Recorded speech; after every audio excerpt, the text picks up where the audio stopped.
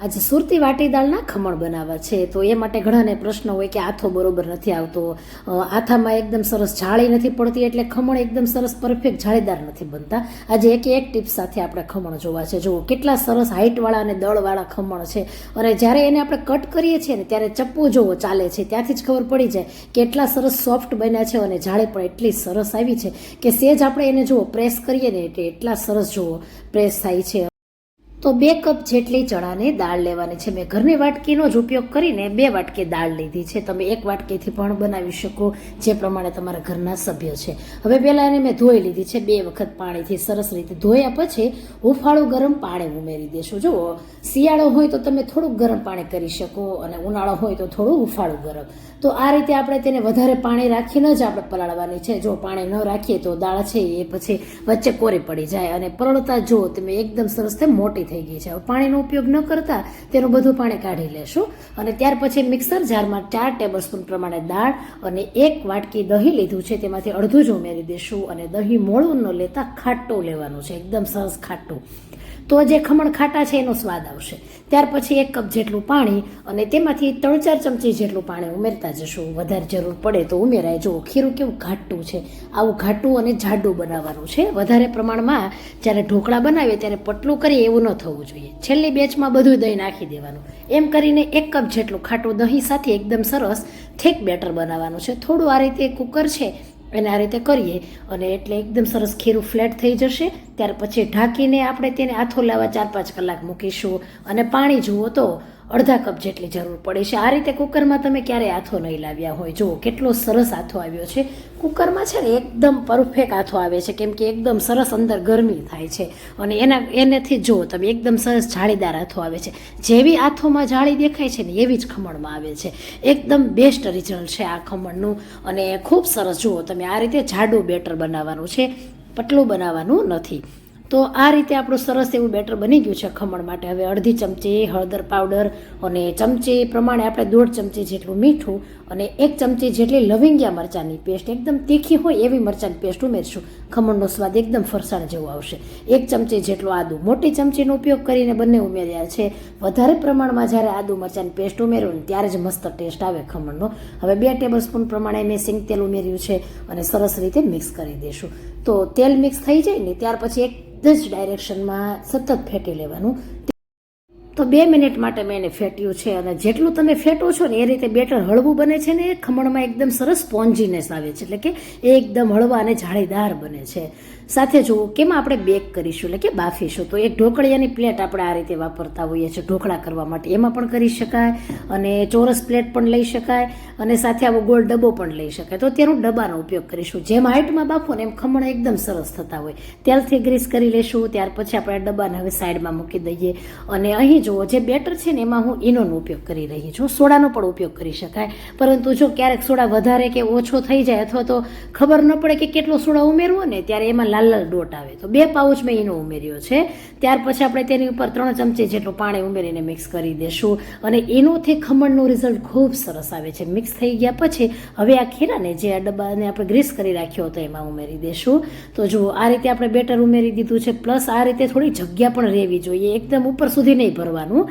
જેટલી જગ્યા હોય ને એટલા ખમણ આપણા ફૂલે છે. ત્યાર પછી સેજ હલાવી લેવાનું, એટલે એક સરખું બેટર થઈ જાય. ત્યાર પછી ઢોકળિયા કુકરની અંદર આ ડબ્બાને આપણે મૂકી દઈશું, અને 30 થી 25 મિનિટ માટે આપણે તેને સ્ટીમ કરીશું. તો ફાસ્ટ જ ગેસ રાખવાનો છે. ત્યાર પછી ચટણી બનાવીએ મસ્તની ખમણ સાથે, એકદમ ટેસ્ટી લાગશે. 10 ગ્રામ જેટલા લીલા ધાણા મેં દાંડલી સાથે લીધા છે. 2 તીખા લવિંગિયા મરચાં લીધા છે. લવિંગિયા મરચાંથી ખમણ અને ચટણીનો ટેસ્ટ ખૂબ સરસ આવે. 2 આદુના ટુકડા, થોડા ફુદીનાના પાન ઉમેરી, જેથી ચટણી એકદમ ટેસ્ટી લાગશે. 15 થી 20 જેટલા ઉમેર્યા છે. અડધી ચમચી શેકેલું જીરું, 1 ચમચી ખાંડ, અને અડધી ચમચી જેટલું મીઠું, સાથે 1 લીંબુ છે એનો આપણે રસ ઉમેરવાનો છે. ત્યાર પછી ખમણના 2 ટુકડા ઉમેરી દઈશું. જો વધારે ચટણીમાં તમે ઘાટી કરવા માંગતા હોય તો વધારે પણ ઉમેરાય ટુકડા. ત્યાર પછી 3 બરફના ટુકડા ઉમેરીએ, જેથી ચટણીનો કલર મસ્ત ગ્રીન આવે. 4 મોટી ચમચી પ્રમાણે પાણી ઉમેરી દઈશું. હવે ચટણી અહીં તમારે જેવી જાડી રાખ્યું હોય ને એ પ્રમાણે પાણી ઉમેરી શકાય. તો જુઓ એકદમ સરસ બહાર ફરસાણની ચટણી હોય ને એવી જ એકદમ મસ્ત લાગશે જ્યારે ખમણ ઉમેરો છો ને ત્યારે. તો જુઓ અહીં મેં 35 મિનિટ માટે બેક કર્યું છે, અને એકદમ સરસ ચપ્પુ છે ક્લીન આવ્યું છે. જુઓ હાઈટ હોય ને જેટલી હાઈટ લ્યો એ પ્રમાણે તમારે સમય જતો હોય. જેમ પતલું લ્યો વાસણ એમ તમારે ફટાફટ સ્ટીમ થાય, પરંતુ જેમ હાઇટવાળા વાસણમાં ખમણ બનાવ્યા હોય ને એ એકદમ સરસ પોચા અને વધારે જાળીવાળા બને છે. તો જુઓ આ રીતે આપણે છે ને સ્ટીલના ડબ્બામાં પણ બાફી શકાય છે. જોઈ શકાય છે કે એટલા સરસ હાઇટવાળા બન્યા છે ખમણ, અને એકદમ સરસ પોચા પણ બન્યા છે. એટલી હાઇટ છે ને તો પણ ખમણમાં એટલી સરસ જાળી અને પોચા વધારે બને છે. ત્યાર પછી એમાં તમે જોઈ શકો એર પોકેટ કેવી આવી છે, અને ત્યાર પછી આપણે એને કટ કરીએ તો એટલા સરસ રીતે કટ થાય છે, પોચા જેવા બન્યા છે. અને જ્યારે તમે કટ કરેલા પીસ છે, ભાગ છે, તેને આ રીતે દબાવો છો, ગરમ ગરમ પીસ છે, તેમ છતાં એકદમ સરસ જુઓ પાછી એની એ જ કન્ડિશનમાં આવી જાય છે, એટલે એકદમ સરસ પોચા બન્યા છે. તો ખાસ ધ્યાન રાખવાનું કે જ્યારે એકદમ ઠંડા થઈ જાય ને ત્યાર પછી જ આપણે તેને ડિમોલ્ડ કરવાના, અને જેમ દબાવો એમ જુઓ એટલું સરસ જાળીદાર અને પોચું બન્યું છે કે પાછું એની એ સ્થિતિમાં આવી જાય છે. હવે આ રીતે મેં મીડિયમ સાઇઝના બધા ખમણના ટુકડા કરી લીધા છે, એટલે મસ્ત લાગે દેખાવમાં.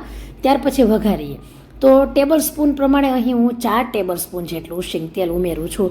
હવે ખમણ છે ને એમાં તેલ થોડું વધારે હોય તો જ એકદમ સરસ લાગતા હોય છે, અને ખાસ કરીને ઓથેન્ટિક રીતે પણ તેલ વધારે જ જતું હોય છે. તેલ ગરમ થતાં 1 ચમચી રાઈ તતડાવીશું, અને રાઈને છે ને ક્રેકલ થવા દેવાની, ફૂટવા દેવાની, તો જ ખમણમાં એકદમ સરસ સ્વાદ આવશે. ત્યાર પછી 3 મોટા મરચાંને મેં ટુકડા કરી ઉમેર્યા છે, અને 8 થી 10 મીઠા લીમડાના પાન ચોળી ઉમેરશું, એટલે એટલી સરસ સુગંધ આવે છે. અડધી ચમચી જેટલી હિંગ, અને થોડા મરચાં છે થોડાક શેકાઈ જાય, મીન્સ કે થોડીક એવી ઉપર ડિઝાઇન આવે. જોઈ શકાય છે કેવી ડિઝાઇન આવી છે. તો આવી થોડીક ડિઝાઇન આવે ને એ રીતે આપણે તેને શેકી લેવાના છે. ગેસની ફ્લેમ મીડિયમ રાખવાની છે. ત્યાર પછી અહીં આપણે 1 ચમચી જેટલી ખાંડ ઉમેરીશું, તો ખમણના ટેસ્ટને બેલેન્સ કરે છે અને એકદમ મસ્ત લાગે છે ટેસ્ટમાં.